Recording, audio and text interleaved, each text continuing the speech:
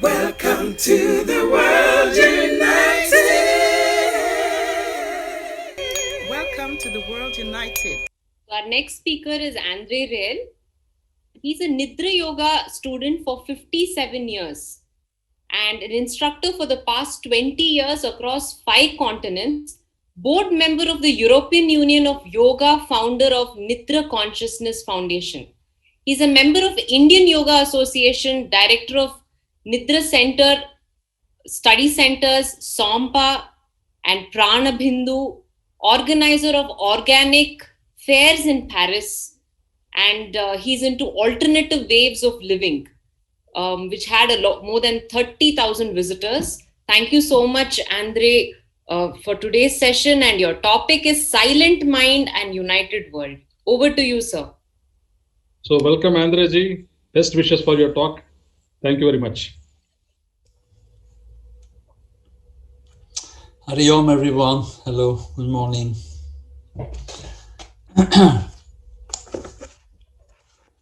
I'm talking to you from south of France, which is pretty sunny today. And I've been listening for about 1 hour now what has been said. And I have to say that I have many questions about what I heard. And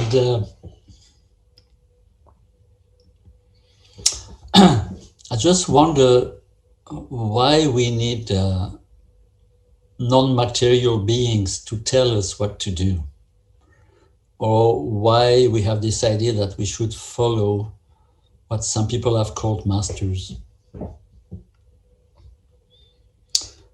And there is a big question about authority. Is there an authority that is capable of bringing harmony? I doubt it a lot. I feel that the moment we gave authority to something or someone, it brings, first, of course, a duality in between the listener and the talker. And also, it brings the loss of autonomy.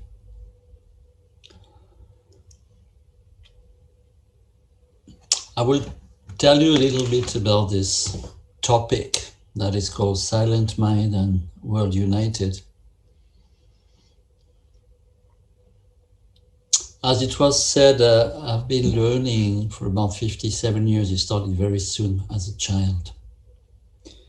And, through learning, of course, I went through some physical teachers and non-physical teachers. And, the personal discovery that we do is always a reference. Whatever we are taught from others, being physical or non-physical, whatever we are taught, it is not the real reference. What is the reference is what we experience, what we feel. And we always trust what we feel. To take very simple simple examples, if you feel that a meal is too salted and the next person who is having the same meal doesn't feel it is too salted, the meal itself, the dish, has no reality. What we take for granted is what we perceive. And we never ask, or rarely ask, if what we perceive is the way we perceive, if it is conditioned or if it is totally free. We're all looking for a kind of freedom. And we rarely question what is not to be free, which is what we know the best. We know very well what it is not to be free, but we rarely question it. We dream about another something that we call freedom.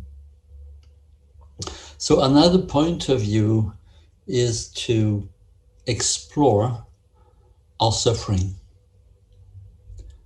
and not hoping for a happy life. Into this exploration, this is what, as you said, as you know, there are many, many different tracks, ways. If we qualify them as spiritual or not doesn't really matter. But there are many ways for trying to come as close as possible to something which is not conditioned and that we generally call the truth. So one of those ways, it is just a word, we called it Nidra Yoga. And it is about the same thing as what has been said here. An exploration into the content of consciousness, trying to maybe discover something which is not conditioned. When it comes to description of the way or the path, we're talking about different levels, but when we say levels, there is no hierarchy. 3 different levels of silence.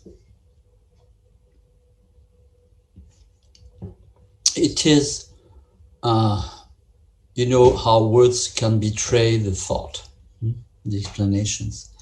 So first thing is to bring sight, or to not to bring, but to realize, to perceive silence within the rational thinking.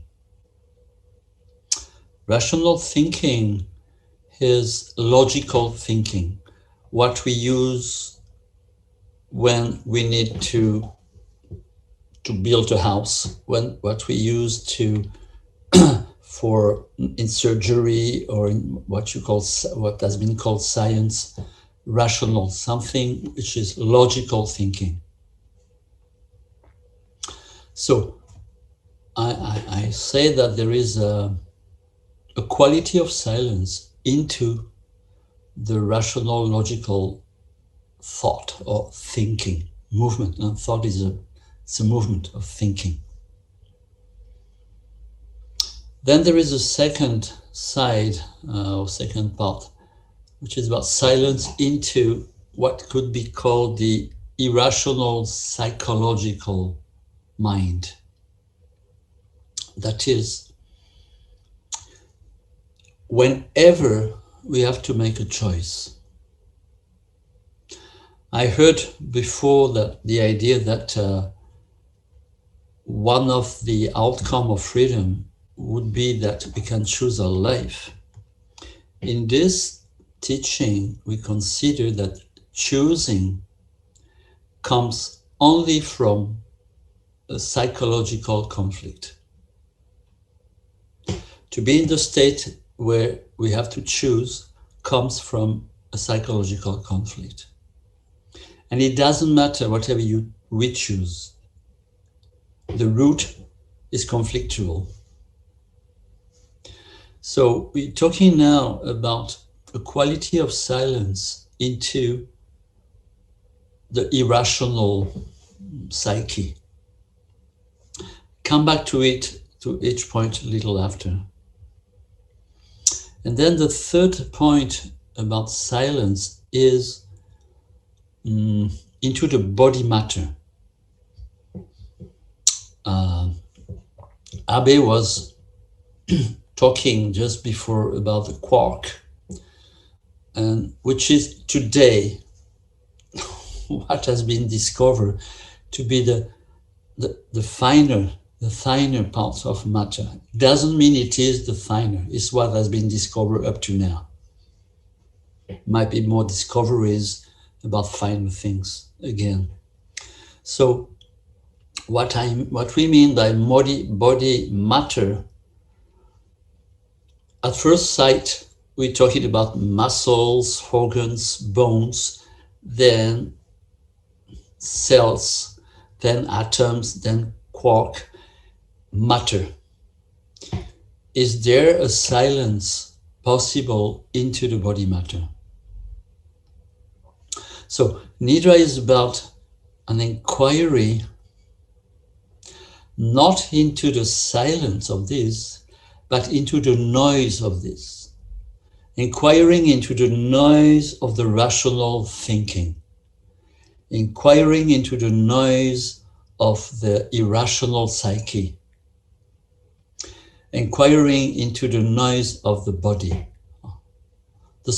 We could call all these sufferings. To inquire into suffering. Because it is what we know. It is what we experience. I agree that there are times when we are into those meditative states and where suffering has vanished. But once we go out of those meditative states, suffering comes back. So the inquiry is trying to find out how suffering works and if there is a root to suffering. When we come to the second part of the title, which is Word United, there are also three different aspects. I'm talking about the Nidra tradition.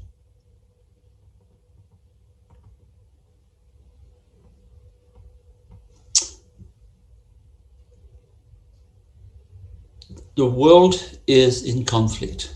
This is not something new. We all know it, we hear it, we live it, we see it, it's obvious. So this world is taken as three different levels again. The personal, what we call ourselves, this man or this woman that has a name that was given by some other people, parents, and we take this person that we are as a reality. And this reality is very often in conflict. The second is the relationship, the interpersonal relationship with others. Of course, human beings, but also animals, plants, minerals. Most of the time, this relationship is also conflictual. And the third one is transpersonal, which has to do with, as I've heard this morning, some non-materialistic forces which are going on. And all these three different levels are very much linked to our sensitivity. So is it possible for a person that we believe we are to be in a state where there is no conflict within? That would mean being in the state where we never have to choose. We never have to come to that position where we must choose. Once again, the question is not what we choose, it is the state within we are in, that state. When we are in the position of having to choose, that state is conflictual. The object of the choice this is not what I'm talking about. And we all have noticed that whatever we choose is going to be the next problem after sometimes. Could be days, weeks, years. But whatever we decide to do or to think or to believe, or whoever we decide to love, sometimes might take a long time, but conflict appears. The second side is interpersonal. We come very quickly to this. Into the interpersonal relationships, the irrational psyche comes up and brings trouble, brings difficulty in communication. We're talking about trying to check if unity is a reality. In all those processes, there is no unity. There's always, like we say, duality. And the last point is that within the transpersonal level, it has to do with what I first call the body matter, which should not be taken as only what we right now see from each others, but that state of matter that keeps everything together. Let's say energy, to make it short. So what are the possibilities that we are left with? We have all noticed that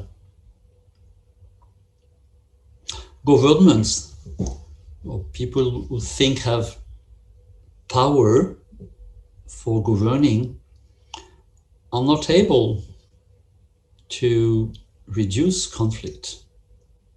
The main activity are bringing conflict. It is not about judging people, it's just about watching.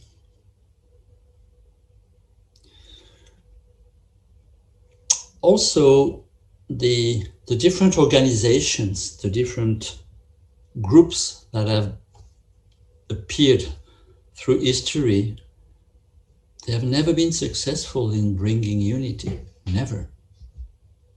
It has never happened. Every group has, at one time or another, been in conflict with another group, trying to convince others. And lastly, it's about what we call partnership. Today, well, it's not today, it's quite about 25 years or 30 years. In California, a new word appeared. They call it win-win. But when you meet people who are working together with this win-win concept, most of the time, one wants to be the only winner. So in partnership,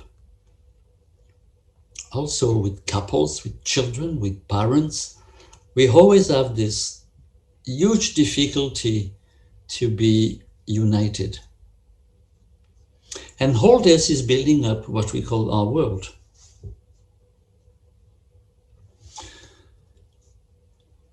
Now, what could be an inquiry that might end up into a non-conflictual state that is non-dual, that is united? What could it be? So, everything that we are going through, that is thoughts, ideas, emotions, actions, or social behaviors, all this is in movement. We could say that life is a movement. Many people believe that when something doesn't move, there is no life in it. The idea that life is a movement is very strong within us, and we rarely question it. We take it for granted. What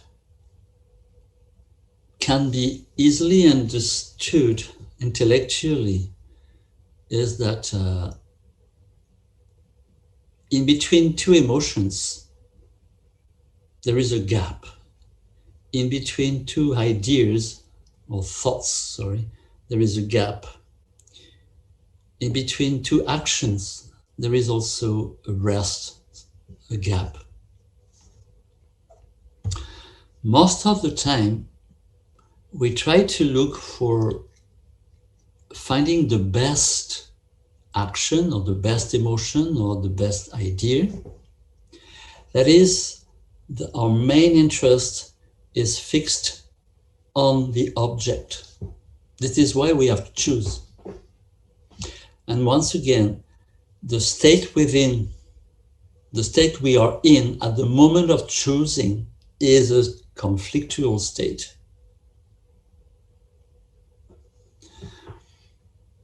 I agree that sometimes anger, fear, resentment, self-limited belief, conditioning, DNA imprint, all from low frequency, they get stuck or they get suppressed sometime in the body. And that's generally in the spine. As you know, each vertebra connects to an organ and some emotions. So those will block and disturb the flow of vital life force at cellular level. It will lower our energy and attack our immune system. This energy blockage limits our experience of life and can result in a lack of spontaneity, energy depletion, feeling of unrest, agitation, or disease before it becomes a disease. Also, toxic substance from the environment, the diet, and our habit, we say that in English, can also disturb the frequency. Imbalance usually begin at the cell level. And then they progress to the tissue, and then to the organ level, and then it may involve the whole body system. Everything in life is an expansion of our energy. So we must unlearn what we have been programmed to believe since birth. The thought leads to emotion, which lead to behavior and actions. Those are controlled by subconscious programming, which are on autopilot. And those have been given to us by other people. 80% of these are disempowering and self-sabotaging belief. So again, our life is a print out of our programs. So, what if we could have a system that would allow a conversation with the body and identify all cause of disease on all levels, biochemical, physical, mental, emotional, spiritual, and then we could personalize treatment based on conventional and alternative treatments options.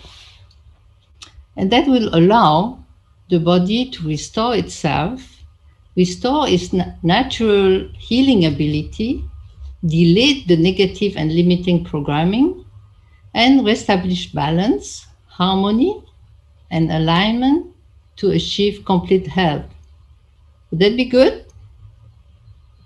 Well, if I tell you there is a way to achieve healthy body and mind within a moment, would you seize it? What if you could take that healthy body and mind to be set free and experience a lifetime of health and happiness? Would you accept it? Guess what? I discovered there is such a system. Allow me to talk to you shortly about this Rolls-Royce of bioresonance. This new quantum bioresonance system uses a concept of energy medicine and quantum physics to help the body's self-regulatory system.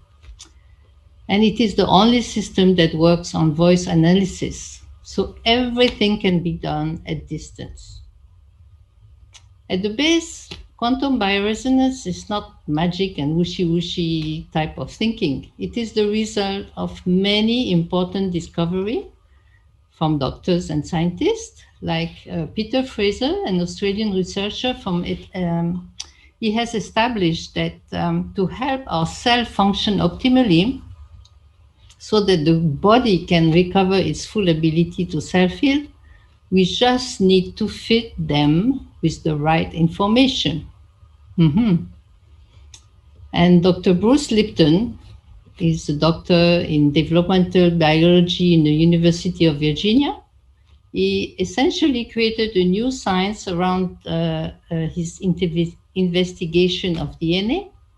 It's called epigenetic, and that shows that our genes can create up to 30,000 different variations, depending on the environment, the belief, and the behavior. It will change the structure of the DNA genes. I'm fascinated about that. Also, this Dr. Rupert Sheldrake, a doctor in biochemistry at Cambridge University, he has shown that the body possesses its own electromagnetic energy field called the human body field. This is a complex structured network of energy field that runs through the physical body, and the heart electromagnetic field records and remembers everything that comes from outside the body before relaying the information to our brain, which in turn relays it to our body. So, the human body is physical, chemical, and electrical. It is an electromagnetic field. The brain communicates with the rest of the body in the cells electrically, and it processes through information electrically. So, if you can think of the electrical system in your house, that makes it simple. Your body is also an electrical system. In your house, you can shut the system down in case of emergency, or it will trip itself when overloaded. The same for the body. When stressed out, emotional trauma, wrong kind of food, lack of sleep, chemical product overload, etc. It's draining our energy and creating an imbalance. And when the electromagnetic field is imbalanced, it creates symptoms which lead to condition, discomfort, dis-ease before becoming a disease, and unfortunately before shutting down. So when that electromagnetic field is balanced, we are healthy, energetic, full of vitality. This quantum bioresonance technology gives us a way to communicate with the body system. Find out what is in this harmony at energy level before it becomes a dis-ease at the physical level. The quantum bioresonance will generate resonant waves that realign and harmonize harmful pathogens without doing any harm to the user, and it's because it is non-invasive. It uses all the principle of energy information to stimulate the body's self-healing capacity, and it will help us discover where is the distortion and imbalance in our body field. And then it allows us to send corrective information to the body to restore its optimal state of harmony and stimulate self-healing. The purpose is actually for us to become more balanced, boost our immune system, to have less stress in our body and in our energy field and in our life. The other purpose I see is also to raise our level of awareness about what's going on in our body and preventive level, and to use the balancing frequency and energy in this system in order to make our life better. So rather than be a passive approach to health, it encourages us to become a partner of our health renewal process. The key to change is to be able to take action. Are you ready to create magic in your life with science? Science is proving now that our body ability to heal and repair is greatly affected by our belief, thoughts, emotion, intention, because they have a profound vibrational effect on our evolving genetic code. We are the programmer of the code, and DNA activation is our software upgrade. So to come back to my two quotes, to change our world, we need to change the way we think. And for that, the best way is to, and it is important, is to raise our frequency, energy, vibration, erase our limiting belief. And well, there are many ways to do that, as we have heard from all our speakers, but I use quantum bioresonance. It is simple, easy, non-invasive, and accessible to all. It can be done at distance. It's really fantastic.